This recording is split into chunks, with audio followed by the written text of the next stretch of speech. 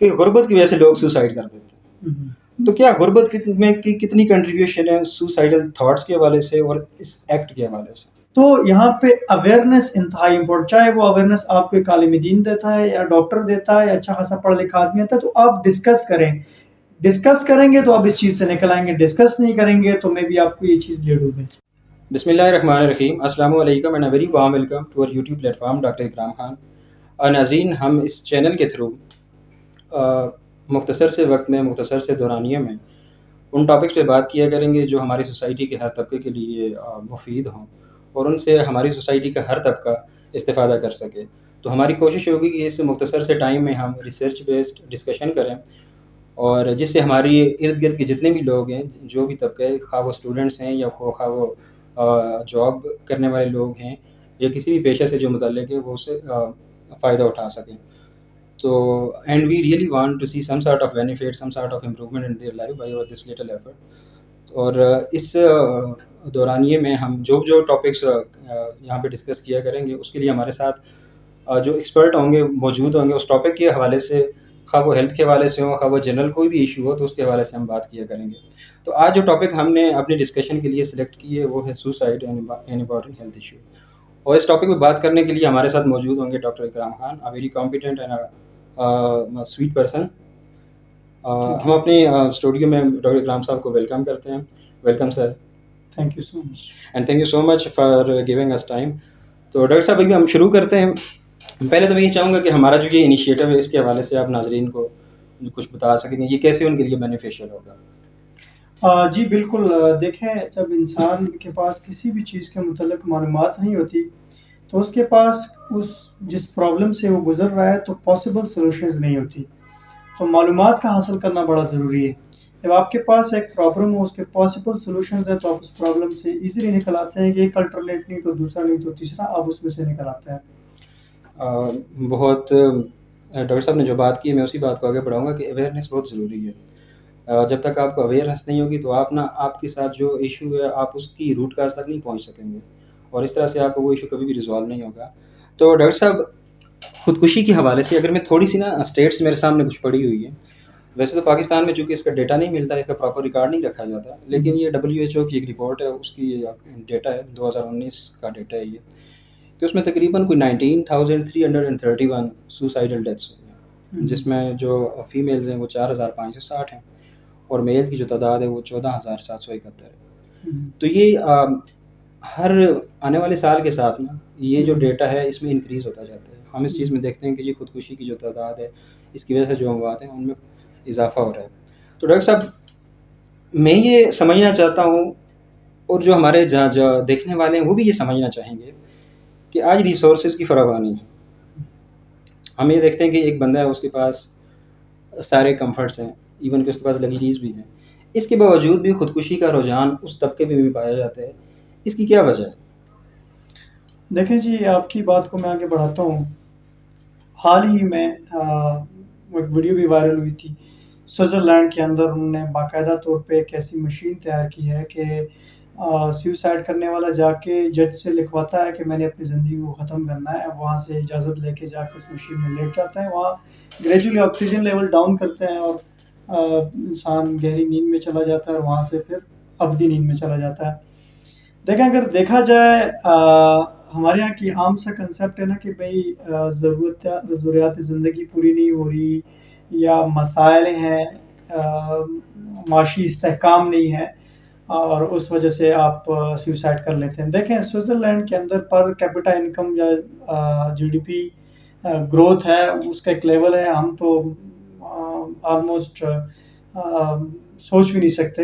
لیکن اگر ہم یہ چاہتے ہیں کہ اگر ہمارے پاس آسائشیں آ جائیں یا بہت زیادہ پیسہ آ جائے یا بہت مال و دولت، پھر ہمیں کسی قسم کا کوئی مسئلہ نہیں ہوگا اور ہمیں سوسائڈل ڈسپوزیشن جیسے چیزیں نہیں ہوگی. تو یہ ایک میتھ ہے، کیونکہ اگر اس ایریے میں اور وہ لوگ سوسائڈ باقاعدہ اتنا تنگ آ کے کہ دنیا کی ہر چیز ان کے پاس موجود ہے، دنیا کی ہر آسائش موجود ہے، تو وہ جا کے سوسائڈ کرتے ہیں. تو ہم لوگ تو مثال یہ وجہ نہیں ہے کہ ہمارے پاس اگر آسائشیں نہیں ہوں گی یا کم ہوں گی، زیادہ ہوں گی تو ہم سوسائڈ نہیں کریں گے. تو یہ بالکل مت ہے.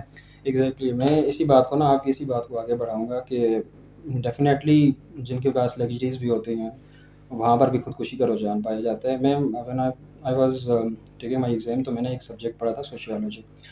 اس میں نا ایک سوشیالوجسٹ ہیں، فرینچ سوشیالوجسٹ ہیں ایمائل دورخیم. انہوں نے ایک تھیوری دی تھی، تھیوری آف سوسائڈ. تو مطلب کہ he was the first person کہ جنہوں نے یہ اٹیمپٹ کی تھی کہ اس چیز کو نا ہم سمجھیں. وہ انہوں نے اس کو ایک ایکشن کے طور پہ نہیں دیکھا بلکہ ایک ری ایکشن کے طور پہ دیکھا. تو اس پر انہوں نے نا کچھ خودکشی کی نا کچھ ٹائپس بتائی تھی. 1890 میں یہ تھیوری آئی تھی، تھیوری آف سوسائڈ، جس میں سب سے پہلی چیز ڈاکٹر صاحب انہوں نے یہ کہی تھی کہ خودکشی کی جو ایک ٹائپ ہے نا وہ ہے ایگویسٹک سوسائڈ. اور ایگویسٹک سوسائڈ کا فیکٹر انہوں نے کیا بتایا کہ ہماری جو اپنی سوسائٹی میں اور ہمارے اپنا جو گروپ ہے نا اس میں ہماری انٹیگریشن کم ہو جاتی ہے. انٹیگریشن کیا مطلب ہے کہ ہماری بلانگنگنیس ہے اپنی فیملی کے ساتھ ہے، اپنے پیئرس کے ساتھ ہے، اپنے فرینڈس کے کٹ ساتھ آف ہو ہے. جاتے ہاں، ہیں. تو جب ہماری انٹیگریشن نا کم ہو جاتی ہے تو اس کا الٹیمیٹ رزلٹ کیا ہوتا ہے کہ وہ بندہ خودکشی کی تھاٹس اس کو آتی ہیں اور وہ بندہ خودکشی کی طرف جاتا ہے. اسی طرح سے انہوں نے دوسری ایک ریزن بتائی تھی اور دوسری ٹائپس اس پر بیس کی تھی، وہ تھی کہ جی الٹروسٹک سوسائڈ. اس کا یہ بتایا تھا جب کسی بھی سوسائٹی میں کسی بھی گروپ میں اس کی جو ایسوسیشن ہے، اس کی بلانگنگنیس ہے اور اس کی جو انٹیگریشن ہے وہ ایک لیول سے نا بڑھ جائے، بہت زیادہ بڑھ جائے، تو یہ جو فینومنا ہے نا یہ بھی الٹیمیٹلی کیا کاز کرتا ہے، سوسائڈ کاز کرتا ہے. اس کو ہم اپنے ارد گرد دیکھ بھی سکتے ہیں کہ فار ایگزامپل آپ دیکھیں کسی بندے کو وہ ایک پولیٹیکل کاز کے لیے اپنی جان دے دیتے ہیں. اسی طرح سے آپ دیکھیں گے جی مذہب کے نام پر، مذہب کے حوالے سے ایک بندہ اتنا ایسوسیٹڈ ہوتا ہے اس سے، اتنی زیادہ اس کی انٹیگریشن ہوتی ہے کہ جی وہ اپنی جان دے دیتے ہیں، سیکریفائز کر دیتے ہیں. اب جیسے خودکش بمبار ہوتے ہیں، وہ خودکشی کرتے ہیں، ایک ٹیررسٹ ایکٹ ہے، وہ کس بیس پہ کرتے ہیں؟ اس کی انٹیگریشن ہے کسی کاز کے لیے، کسی چیز کے لیے اتنی زیادہ ہوتی ہے کہ اس لیے اپنی جان دے دیتا ہے.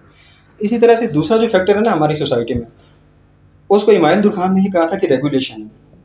اگر کسی بندے کی نا کسی بھی سوسائٹی میں یا کسی گروپ میں اس کی ریگولیشن کم ہو جاتی ہے، جب اس کی نا ریگولیشن کم ہوتی ہے تو اس کی وجہ سے بھی نا وہ کیا کرتا ہے، سوسائڈ کرتا ہے. اور اس کو انہوں نے کہا تھا کہ جی یہ انومک ہے، انومک سوسائڈ یہ ٹائپ دی تھی. یہ کس طرح سے ہوتی ہے کہ آپ کو نا کوئی ریگولیٹ کرنے والی کوئی فورس آپ کے اوپر نہیں ہے. تو آپ کو فار ایگزامپل کوئی سڈن شاک ہو جاتا ہے، کوئی فائنینشیل لاس ہو جاتا ہے، کسی آپ کے عزیز کی ڈیتھ ہو جاتی ہے، تو چونکہ آپ کی ریگولیشن کم ہے تو آپ کو نا اتنا بڑا شاک ہوتا ہے کہ آپ چلے جاتے ہیں سوسائڈ کی طرف. اینڈ اسی طرح سے آپ کی سوسائٹی آپ سے نا کچھ ایکسپیکٹیشن رکھتی ہے. فار ایگزامپل آپ ڈاکٹر ہیں تو سوسائٹی کی آپ سے یہ ایکسپیکٹیشنز ہیں کہ جی اچھے سے اچھا ٹریٹمنٹ ہو، اور آپ کی اپنے آپ سے بھی یہ ایکسپیکٹیشن ہوتی ہے کہ میں اچھے سے اچھا کنسلٹنٹ ہوں، میرا نام ہو، اور جو میرے کے جو کیسز ہوں وہ میرے پاس جو پیشنٹ آئے تو اس کو کمپلیٹلی وہ اس کی ہیلتھ ریکوری ہو. تو فار ایگزامپل کبھی کسی اسٹیج پہ اگر ایسا نہیں ہوتا تو جو اپنی ایکسپیکٹیشن ہے وہ بہت بڑھ جاتی ہے. تو وہ کیا ہو جاتا ہے کہ ہماری اپنی ریگولیشن نا بہت زیادہ ہو جاتی ہے. میں ایک کیس ہی پڑھ رہا تھا نا کہ 2017 میں نا ایک ساؤتھ کورین سنگر تھا. پہلے وہ بہت اچھا جا رہا تھا، لیٹر آن یہ ہوا کہ اس کے گانے وغیرہ وہ لوگوں میں کم وائرل ہونا شروع ہو گئے. تو اب وہ خود سے نا بہت زیادہ ڈس اپوائنٹ تھا. کیا تھا کہ سوسائٹی کی ریگولیشن اتنی زیادہ تھی اور اپنی ایکسپیکٹیشن اتنی زیادہ تھی کہ یہ چیز الٹیمیٹلی کیا کاز کرتی ہے، سوسائڈ کاز کرتی ہے. اس کو نا ایمائل دورخیم نے فیٹلسٹک سوسائڈ قرار دیا تھا. تو میں آپ کی بات سے متفق ہوں، میں اس سے ایگری کرتا ہوں. تو یہ کچھ انڈر لائن کازز ہیں. پھر ڈاکٹر صاحب ہمارے معاشرے میں نا یہ بھی دیکھنے میں ملتا ہے، اور یہ بڑا میرے خیال سے یہ بہت جنرل ہے کہ غربت کی وجہ سے لوگ سوسائڈ کر دیتے ہیں. تو کیا غربت میں کتنی کنٹریبیوشن ہے سوسائڈل تھاٹس کے حوالے سے اور اس ایکٹ کے حوالے سے؟ دیکھیں، جب آپ کے پاس ریسورسز اتنی کم ہے کہ آپ اپنی جو زندگی ہے اس کی جو بیسک نیڈز ہیں وہ آپ پوری نہیں کر سکتی. ایگزیکٹلی ایسا ہی ہے. فار ایگزامپل آپ کے سامنے آپ کی ایک کمیونٹی ہے، پھر کمیونٹی سے آپ اگر نیچے لیول پر آ جائیں، آپ کی سوسائٹی ہے، ایون آپ کی جو فیملی ہے، آپ کے فیملی کے ممبرز ہیں، وہ آپ کی رسپانسبلٹی ہیں. اور اگر آپ کی لائیولیہڈ ایسی نہیں ہے جس سے آپ ان کی ضروریات پوری کر سکیں تو definitely we are human beings, ہمارے ایموشنز ہیں، ہماری اٹیچمنٹس ہیں، تو اس وجہ سے ہم ان کو اس حال میں نہیں دیکھ سکتے. اینڈ وی ٹرائی ہارڈ کہ ہم ان کو نا وہ ساری پروویژن پرووائڈ کر سکیں. جب ہم نہیں کر سکتے تو ڈیفینیٹلی ایک انسان ہے اس کے پھر مائنڈ میں سوسائڈ والی چیزیں آتی ہیں. تو میرے خیال سے غربت بھی اس کا ایک رول ہے، ایک بڑا فیکٹر ہے جو سوسائڈ کی طرف جاتا ہے. بٹ اگین اسی سے نا میں آپ سے ایک یہ پوچھنا چاہوں گا کہ دیکھیں ایک ہمارے یہاں نا بڑا اسے یہ کہہ لیں کہ ایک ڈھارس ہے یا ایک شیلڈ ہے یا ایک پناہ ہے، وہ ہمارا مذہب ہے. تو کیا مذہب سے دوری بھی غربت کو ساتھ ملا کر دیکھ لیں، غربت کے فینومنا کو اور مذہب کی دوری کو اگر دیکھ لیں، تو کیا یہ چیز کاز کرتی ہے کہ وہ بندہ سوسائڈ کی طرف جائے؟